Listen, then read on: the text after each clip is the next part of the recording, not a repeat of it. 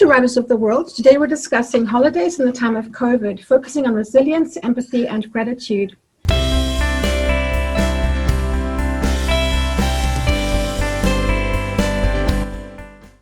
This is a very complex time emotionally for all of us. We're having to draw on our skills of resiliency and are all experiencing worry for friends, family, loved ones, as well as the world at large for the impacts of the pandemic. At the same time, I see a lot of people focusing on gratitude as a way to make it through. Our highly accomplished author panel has a wide range of experiences and perspectives to bring to the discussion. If you could each please introduce yourselves. Hi, I'm Gayle Woodson. I'm a semi-retired surgeon and a writer. My first novel, After Kilimanjaro, is about a young woman surgeon and with her adventures in Africa. That was my debut novel. I'm working on a sequel to that, researching it where she goes to the Congo. And I really enjoy being on these panels. I'm looking forward to our discussion. Hi, I'm Jeanne McWilliams Blasberg. I am an essayist and author of two novels. The first is called Eden, and it is a multi-generational family saga that's won some awards in historical fiction. The second is The Nine, which is kind of a contemporary literary thriller and has won some awards in the suspense and thriller category. I'm also the founder of the Westerly Writers Workshop, and I sit on the boards of the Boston Book Festival and Grub Street, which is the nation's largest creative writing center located in Boston. Hi, my name is Christine Ristaino. My memoir, All the Silent Spaces on Overcoming Violence, is a 2020 Indie Reader Discovery Award winner and a 2020 Living Now Book Awards Gold winner for inspirational memoir. In addition to writing, I teach Italian language, culture, and literature at Emory University, including a course called Noodle Narratives on the Silk Road, which compares China and Italy through the medium of noodles. Hi, I'm Diane McPhail. I'm an artist, a therapist, and an award-winning author. My debut novel, The Abolitionist's Daughter, deals with three extraordinary women and their survival of traumatic times, and has gathered some rave reviews. My second novel, again dealing with women surviving and thriving in the aftermath of trauma, is now complete and is in the works toward publication, hopefully. I live and work in a restored old grist mill in Highlands, North Carolina. Hi, I'm Anna Penenberg. I'm an author, a mother, and a healer working with individuals who are affected by trauma. My memoir, Dancing in the Narrows, is about a mother-daughter multi-year illness through self-discovery, and I live in Topanga, California, in the Los Angeles area, in a mountain town. My memoir is an Amazon bestseller. Hi, I'm Patricia Sands. I'm the Canadian in the group. I'm a lifelong photographer and a late blooming author. I published my debut novel, The Bridge Club, at the age of 65, and I'm about to next week publish the 10th anniversary edition of that novel with new content. After I published that, I had 7 more novels set in the south of France. And that's really the niche that I write to, my demographic and the south of France settings. My stories speak to women of my age and affirm that it's never too late to start over or to follow a dream. I like to encourage people to think of retirement as rewirement. Welcome, everyone. So I'd like to start the discussion by focusing on your books. Do you feel the themes of resiliency and empathy resonate with you with regards to your novel or memoir? Yeah, my novel is really all about resilience and empathy. It's about a young woman surgeon who travels to Africa. She thinks she's going just to do some mountain climbing and safari and do a little medical work on the side. And she just develops a lot of empathy for the people there. She winds up teaching tribal birth attendants up in the mountains to become health workers to try to deal with the shortage of healthcare. And of note, in that novel, she actually has to deal with an epidemic in a remote location. So suddenly became relevant in the time of the pandemic. Mm. And I based my story, it's based on the work I've done in Africa for the past maybe 13 years now. I've gone a couple of times a year for about a month, and I teach at a hospital there. So a lot of the characters are drawn on people that I met there, women that I've met up in some of the remote villages. Well, I'll follow you, Gayle. Yes, the three women whose lives and stories are braided into the abolitionist's daughter are utterly resilient. If they were not, they would not survive. But they are resilient in very different ways from one another. And their empathy, I think, I would say, is the foundation of their resilience.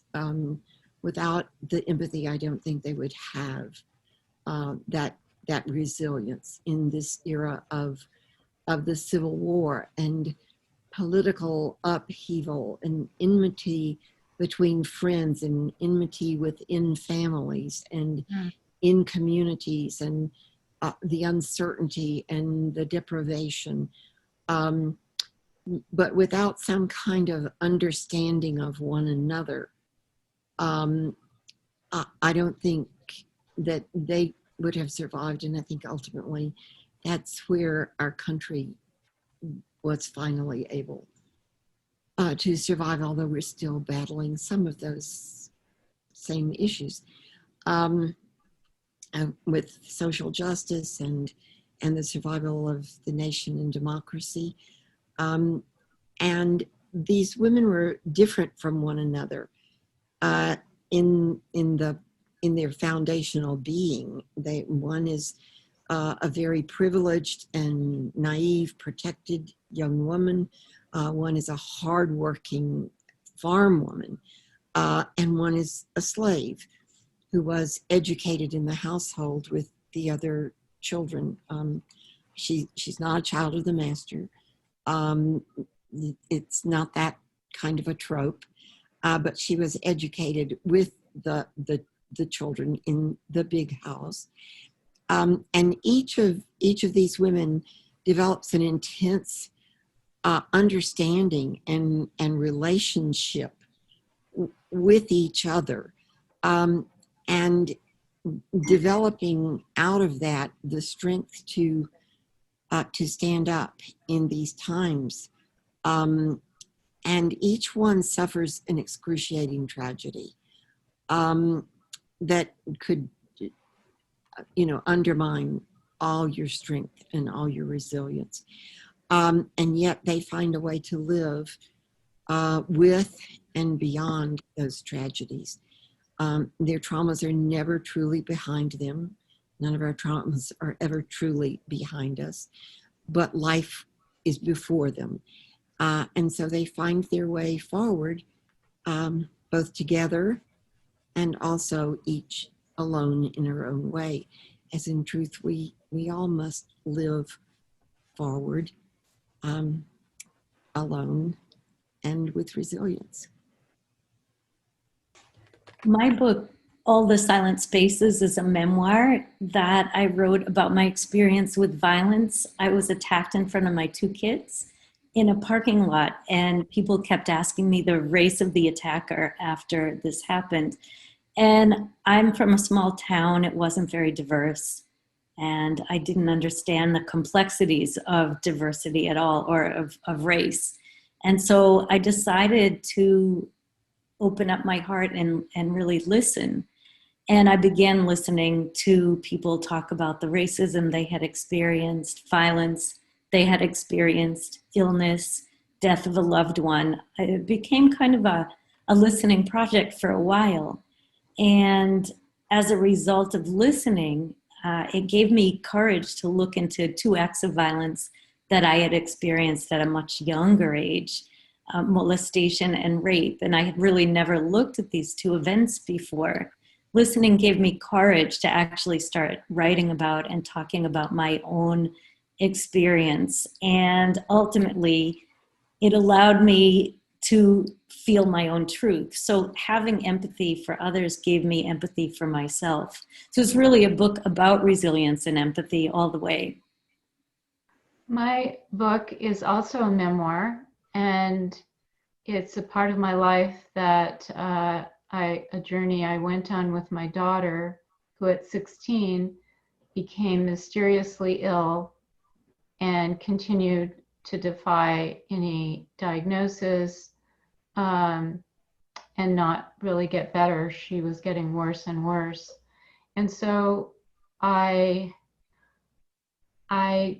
just had to continuously up my level of resilience. I was stretched and stretched, and eventually through my looking on the internet and all the different diagnoses and symptoms that she had, eventually it seemed to me that she had Lyme disease from what I had read on the internet. And so we were happy to get a diagnosis, but the odyssey continued because there is really no straightforward medicine for a chronic case of Lyme disease. And worlds opened up and journeys happened to other places as I ended up with a strong amount of empathy that any mother would have. It's part of the job, my job, to understand her and really help her in any way I possibly could, and really to save her life because it was very physically debilitating. So I feel like resilience is something that grows. And the more you are challenged, the more you have resilience you never knew you had. And,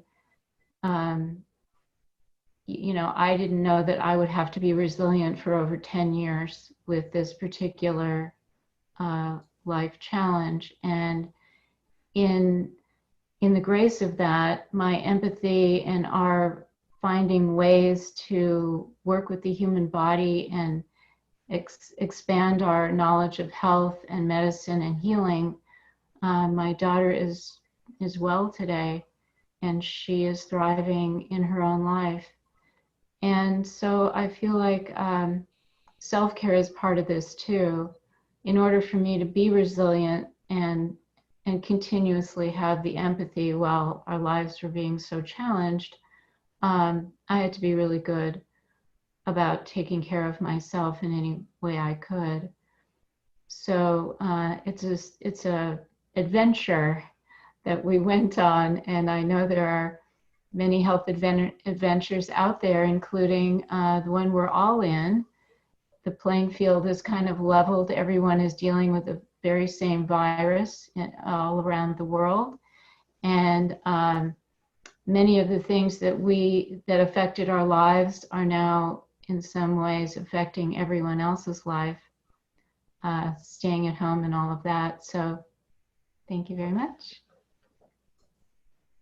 My debut novel, The Bridge Club, is a story of 8 women who first meet in their late teens, early 20s. And it's really based on my real life bridge club, but it's fictionalized. And all the women of my bridge club signed their permission for me to write the book before I did. So, and they've been my biggest cheerleaders ever since. So it was really an interesting experience. And actually, when I wrote it, I was just writing it for them. I didn't intend to publish at all. And how I fell into publishing is a whole other story. But the book really is essentially 8 short stories about each character and carries them through from the ages of 20 to 65. And in the last chapter, something very demanding happens, a crisis where they all have to pull together and work their way through very different feelings about the issue. And so the reader realizes why they spent all this time learning about the friendship of these 8 women, because that was the foundation that allowed them to deal with the crisis at the end of the book. And the women's friendship is a major theme of mine in every novel that I've written, because I think that there's just a special bond that women have, and that we're able to form even not over 50 years, but, you know, very quickly sometimes, depending on the situation in which we find ourselves. So anyway, my main focus is women's friendship, and realizing that everyone has a crisis in their life at one point or another. And these women were not necessarily each other's best friend, but the longevity of the friendship just formed a bond, and a very non-judgmental bond that was honest. You know, if everyone spoke their minds, if you asked for an opinion and someone didn't agree with you, they were very quick to express their own feelings, and made for a lot of very interesting conversations through the years. And I'm happy to say that we're all still alive and we're all still friends. We Zoom every week during the pandemic, and I'm constantly find myself reaffirming my belief in the strength of women's friendships and how we can deal with the various problems that arise during our lifetime. Oh, that's great. I guess I'm last. When I think about empathy, I really think that's why we all write and we all love to read, because the act of immersing yourself in a book is walking in someone else's shoes for 10 hours or 12 hours or however long it takes. And so I think that's why I was drawn to writing. I've always been a huge reader, and I love that transformative nature, you know, the transformative effect of literature. So in my debut novel, Eden, it's really filled with women who have a lot of misunderstandings. Secrets and misunderstandings are 2 of the primary themes. Therefore, I think where my characters don't necessarily have as much empathy for each other because they're at odds, I really leave a lot of open space for the reader to come in, because the reader understands the characters and the whole lineage of these relationships almost better than the characters do themselves. So I'm asking the reader to kind of come on this journey with me, and I leave enough room for them to interpret and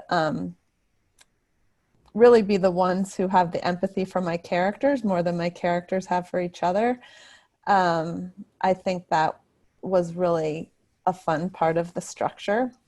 And my second novel, it's a little less, there are fewer characters and it's not as complex. It doesn't cover as long of a time period. Again, there are a lot of misunderstandings, and my main character is even a person who at first is not a very likable mother. But reader after reader and all the book clubs I attend, people just feel for this person and just cringe for her. So I love the fact that I've written characters that kind of evoke compassion and empathy in my readers. And where does resiliency come in? I guess I've written books that show inter-family relationships, mother-daughter, mother-son relationships. And even though they're fraught with misunderstanding, I love the arc of my stories to show the resiliency of those relationships. It doesn't take 100% goodness or perfection. It just takes seeds of good intentions and love for relationships to really be resilient. And for families to survive the test of time and crises and secrets, and kind of openness can, and truth-telling can heal and solve a lot of problems. So I guess just to sum it up, I ask my readers for the empathy, but I like to deliver relationships that are resilient in my work. That's wonderful. Do you think gratitude and appreciation play a role in making it through these times of the COVID pandemic? Yeah, absolutely. I think I sit around sometimes and I keep thinking, well, I'm not a refugee in Iraq or something like that, or I keep thinking how grateful I am that that I'm in a good relationship with my husband and that we have a comfortable home. And when you start getting kind of stir crazy, that really helps. I do think, for my part, the thing that's been hardest for me is that I am a physician, and until just really recently, I was out there on the front lines, and I tell people I feel sometimes like I'm the retired racehorse, and I'm in this paddock, and I can hear the bugle at the racetrack, and that I should be there, and I feel kind of guilt for not being there. On the other hand, I'm now in the age group that's susceptible, so I just have to be grateful for the fact that I'm able to stay at home and that my family is well. Yeah, well, thank you for the time that you did spend in the front lines. Really, all of those frontline workers, I don't know, when this is all over with, how are we really going to be able to say thank you in a way that is as meaningful as it should be? It just, when we stop to think about the healthcare workers and the danger that they put themselves in day after day for hours that normally no one would be working, it's really quite a story.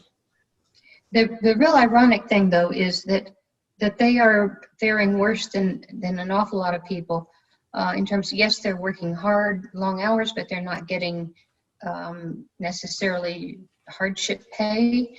Right. And many of the doctors, because of they're having to spend their time taking care of the COVID patients, which is really not lucrative, although some people make it sound like it is, it's not. And their practices are going down. They're not in their offices, so they can't pay their office workers. A number of private doctors with private practices are having to close their practices. I think there's a number of nurses that say when this is over, they never want to go back to work again.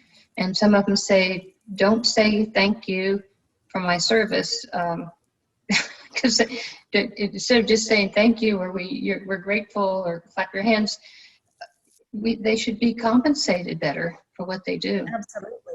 Absolutely, they should. Yeah, Absolutely. I feel like, you know, a practice of gratitude and appreciation is something we should aspire to, or I aspire to all the time. But when, you know, the rubber hits the road like it did 7 or 8 months ago, then that really puts your practice to the test. And, you know, I practice yoga, and I have a writing practice, and I meditate, and I have relatively good mental health. And yet I suffer and had to really work at being, well, I'm just saying these are the times that really test everyone. And if you didn't have all those things, you know, I just talk about empathy. I see myself as very fortunate, and just even small things like having healthy food to eat. I just don't think we'll come out of this ever taking things for granted. So I hope we've all ratcheted up the gratitude muscle a lot. I don't think if you're not being grateful, I don't know how you're getting through this. Yeah, it's true. You know, Jeannie, I'm extremely grateful for shelter and good food, and you know, I think about all these things, and even as a child, I felt guilty that I had a home and clothing, and when I would hear about the children in the rest of the world who were deprived. But recently, I'm also a minister, and I lead this retreat for this group of 12 guys who drive up here from New Orleans, from Trinity Episcopal Church, once a year, every September. And they are creating this outdoor chapel in my woods, and they contribute something new to it each year. And there was a friend of mine who has had an exceptional amount of trauma and grief. I don't know how I would manage. Was here, and she wanted to see it. And we walked into this little chapel, and she stopped and she said, I'd like to just talk about gratitude. Can we just, I said, yes, of course. And she opened this entirely new level of gratitude to me. She started expressing gratitude for being able to feel this air and to smell the smells that are there, and for the complexity of her eyesight to see all of this, and her taste, her ability to taste. And I thought, here we are with this COVID where people are losing their sense of smell and taste, and I have lost mine in the past, and it did renew itself within probably 6 months. Those nerves regrew, but I have a friend who lost it for life.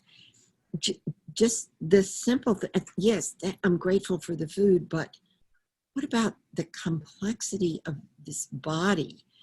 And Gayle, you know so much about this. I mean, the utter complexity of these, something like 3 trillion slit cells that all know how to do what they do to live me. And I basically don't have anything to do with it. You know, I just am the beneficiary of it. The whole idea of gratitude can just go so much deeper than my normal expression of how I perceive it. And I've really been trying to keep myself aware of that lately. Well, we've all certainly had more time than we ever could have imagined to think about all of those things, haven't we? I mean, it's been an amazing period of reflection, and as well as survival for many families. Yes. Anna, there's one thing, Anna, that you might kind of elaborate on, the idea of resilience building up, because my father always used to say, you build strong muscles by lifting heavy weights, and you build character by facing adversity. And I thought, well, what good is that? Just let you face more adversity. But you mentioned that about resilience building up with challenges. Yeah, actually, I was going to follow up with this idea of embodiment, because that's a practice too that builds, our connection with our physical body and what our sensory system feels like when we're not bombarded with things externally and our focus is elsewhere. But when we kind of stop and kind of really feel what all of this is doing, and even if we put our, the body has a mind. It's, if you put your mind and your body in connection, you can actually feel what's going on. And so feeling with your mind, thinking with your mind and feeling, what does it feel like to feel really healthy and really breathe a full breath and, let my lungs expand and, so this is actually an embodiment of appreciation and being grateful, because COVID has the opposite effect. If your body decides to inhabit this virus, it will constrict your lungs and breathing might be difficult, coughing, etc. Some people don't have symptoms, but I practice this myself most days, that I really give time to my relationship with my body in an aware state, so that, you know, this can function as best as possible. And if I get affected by the virus, I will do what many people have done who've done well with it. And, you know, it's it can affect your body where you are probably weaker. I was listening to everything everybody has been saying, and you all go back and forth on the ideas of simplicity and complexity. The simplicity of taking a deep breath, the complexity of breathing, you know, in general, in the human body altogether. Diane, I know you talked a bit about this difference as well, and the two functioning together. And I've been teaching all year, and I've been teaching online. This semester I'm teaching a course on writing, and my students have written prompts answering things like the world was sick or my kitchen table. And I just recently read all of their work from start to finish. And I've been noticing this whole idea of simplicity and complexity, and the whole idea of how complex this period is for students right now. A lot of them, their parents have lost a job and they've had to pick up work. Some of them, they've had relatives who are sick or they were sick with COVID-19. Some of them have lost relatives to other things. The complexity and simplicity of going back home after living away from home, becoming independent and then losing your independence, like all of these complexities, but then going back to this almost cocoon-like zone for many of them, and for many of them a place of real danger. And I really am grateful for this opportunity to peek into my students' lives. And I set up, I set up meetings with them, and I guess I've ended up speaking with each of them for about an hour. And most of them have focused on the simple things: eating with their family members, cooking, you know, with family. And some of them had never cooked before.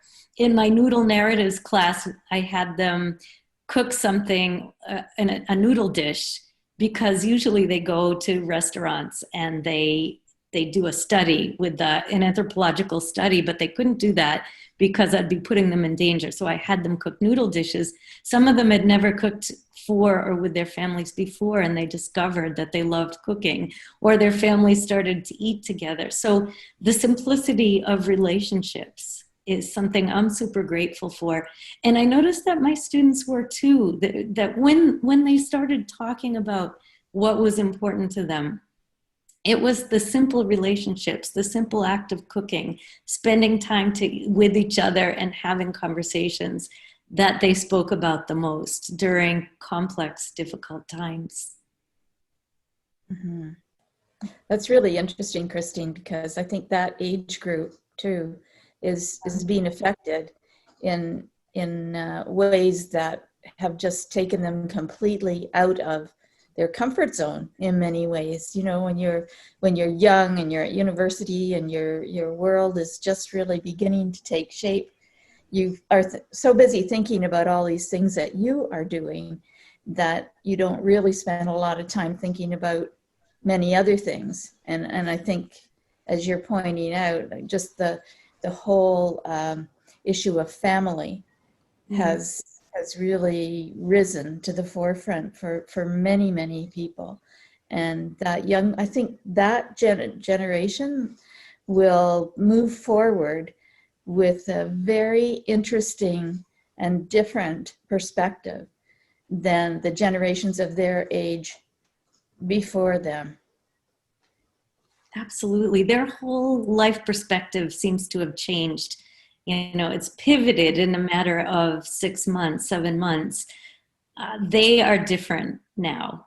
And they're appreciating different things. And they're not out there looking for the best internship or the best job. They're trying to cook a meal with their family, or they're trying to find a quiet place to do homework because there are lots of kids in the house, or they're suffering because a grandparent has died of COVID. So they are looking at things very differently than my typical students did a year ago. This is more than just a panel of opinions. This is actually like a blueprint for how to live a healthy life. There's so much wisdom woven into everything you're saying. And the next question is, how are you going to celebrate the holidays to at least try to experience some joy and happiness with your loved ones? Well, to go off of what I was saying a few minutes ago, my students created, in my noodles class, we created a pandemic noodle site. So they took their recipes, and I'm going to try to cook all of their noodle recipes and maybe involve my kids, because I feel so lucky that I'm home with my children and my husband, and that we're able to spend some time together. So one of the things I really want to do to survive this period is just to try different noodle dishes. Why not?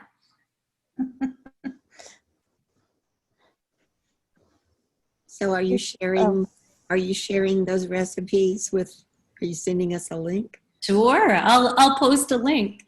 Absolutely, I'd be honored to share it with you. I'll post it in the chat. We celebrate Hanukkah, and it starts on December 11th, 8 nights typically. I mean, my kids are in their mid-20s now, so we stopped. They haven't been home. We kind of stopped with the nightly presents and surprises, but focused more on like what people needed, or, you know, but we were always together. This year we may not be together, and I've been kind of accumulating some cute ideas of like digital or virtual things I can do for them. But also my sister-in-law asked what charity they might be able to make a donation to in our name, and we'll do that as for the holidays this year. And I really like that idea, so I was thinking for the 8 nights of Hanukkah, maybe making donations to different charities that are meaningful to our kids. During the pandemic, I think we all got a lot of solace out of identifying groups that were really doing great things and trying to make a donation every week from our family, and our kids were coming up with some great ones. So I think that's what I'll do, and you know, it's a win-win. We're kind of anti-stuff right now. Yeah, you're not alone. We have 7 grown children and 7 grandchildren, so our family get-togethers, and we all live pretty close to each other. So our family get-togethers are very busy and noisy and wonderful. And of course, we've had to cancel for this year, and we'll organize something on Zoom. And Jeanne, we've done much the same as you. We actually a few years ago stopped trying to figure out how to give gifts to everybody in the family. And we all make a donation and choose a charity. And that seemed to bring a lot of sighs of relief to many of our kids. It's like, all right, that takes care of that. And just leaves us all with a good feeling. And I think particularly now during the pandemic, it's such a good way to bring a focus with the whole family. We have 2 grandchildren just 15 minutes away, 2 of our younger ones who are 11 and 12, and we're hoping we'll be able to do a socially distanced dinner together, but still we're going to have to wait until the last minute because things change so dramatically. And Gives new meaning to pass the salt. If you socially distance, zoom it across the table. that's right. 6 feet. Would you throw the salt, please? Would you throw the salt? Patricia, I'm envious of you that you have your family living nearby, because our family is so scattered. Our nearest son lives in Atlanta, and then we have children and grandchildren that live up in Toronto, so we're kind of scattered across the eastern seaboard and in the Midwest. We've gotten used to interacting on Zoom so often that it seems more natural now. I mean, every Sunday night we Zoom, and I will be Zooming on Christmas. We did have do something you're not supposed to do on Thanksgiving. My son in Atlanta came down. They came down for a week. They needed a break from the weather up there. They've both been working really hard. So we all got tested ahead of time. And we're lucky the central part of our house has great big windows that you can open it up. And so the great room was essentially outdoors, and we have separate air conditioning on the two ends. So and we were able to go to the beach and sit out and do things. So Thanksgiving was lovely. Christmas is going to be back to Zoom, and it's going to be a little lonely. Are you going to cook a big meal, Gayle? Yeah, well, you know, for the two of us, it can't be that big, but it'll definitely be special. I mean, for Thanksgiving, we had the turkey and all that, and the pumpkin pie, and we usually do a rib roast and Yorkshire pudding for Christmas, and so we'll still do that, but we just we'll have to freeze some of it, save it for later. Yeah. Gayle, my dad and I a couple summers ago were sitting outside, and he looked up, and he always has these pearls of wisdom every once in a while.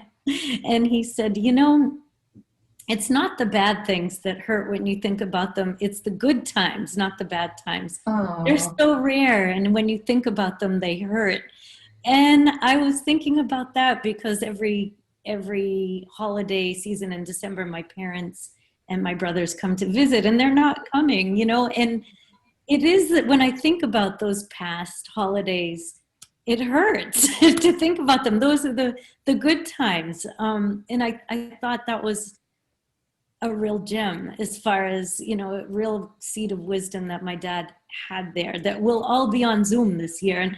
And maybe those will become some pearl of pain in the future to think back on them. But those good times, we sure are going to miss them. You know, the good times together, I think, this holiday season.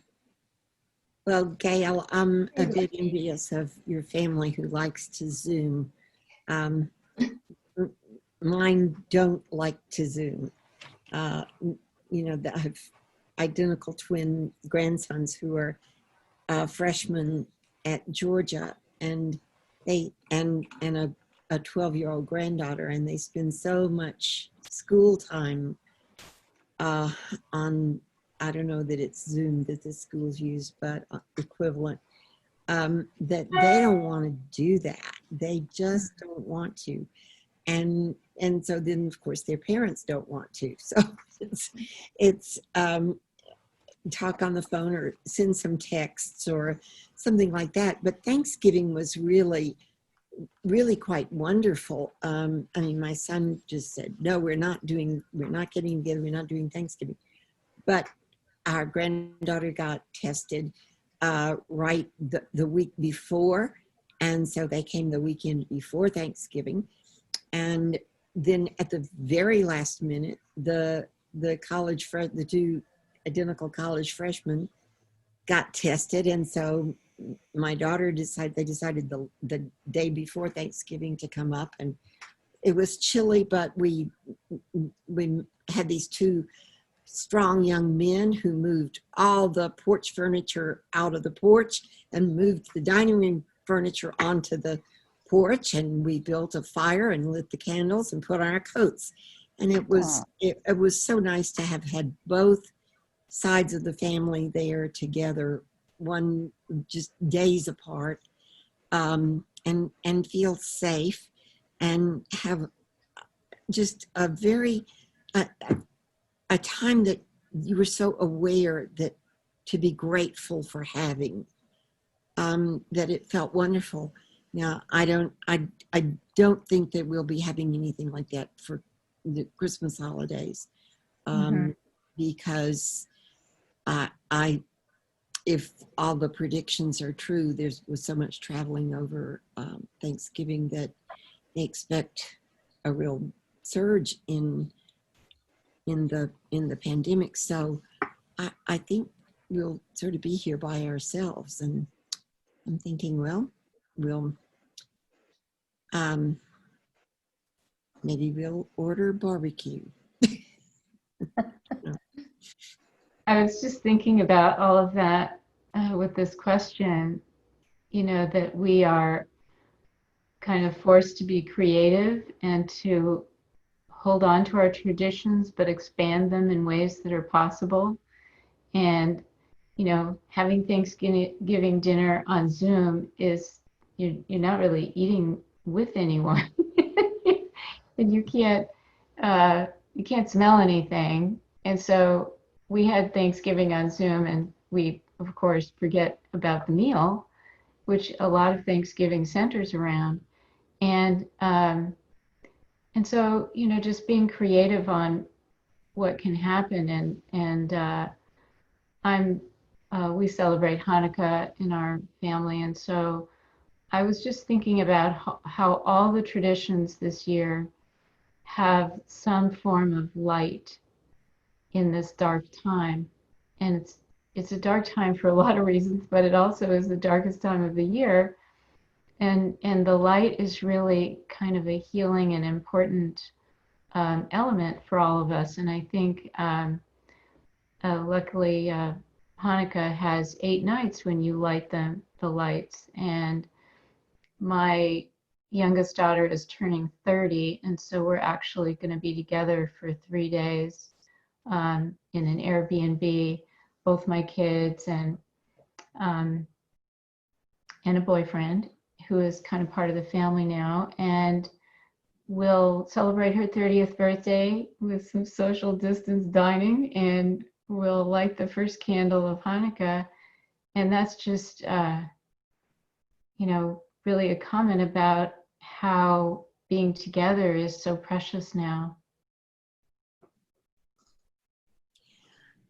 You know, Anna, I've been thinking a lot about this lately. I had written an article for a local magazine about the season and how much, now I think it has to do with this idea of resilience and empathy probably,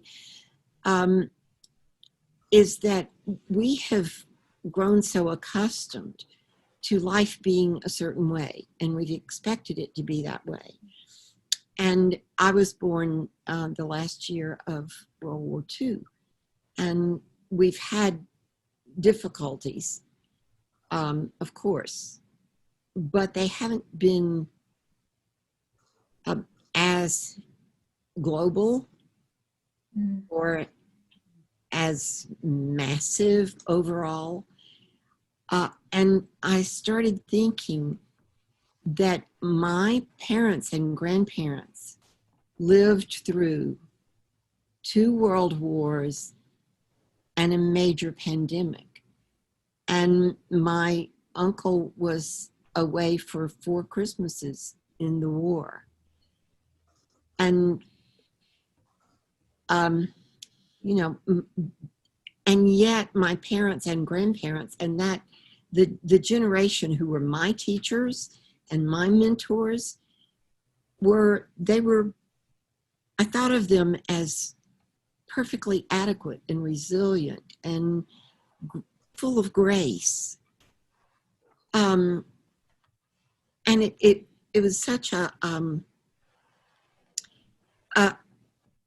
eye-opening thing for me, Anna, like you're saying, to create new traditions and to know what we can do with what we have. So thank you. That's a lovely note to end on, creating new traditions. Thank you to all our panelists, and for our viewers, remember to subscribe and also check out the panelists' YouTube channels linked in the description below. After Kilimanjaro, Eden and the Nine, All the Silent Spaces, Dancing in the Narrows, The Abolitionist's Daughter, the Villa de Violet Complete Collection can be found on Amazon, links below, as well as links to each panelist's website. Thank you so much for being with us today. Bye. Bye. Bye, and thank you.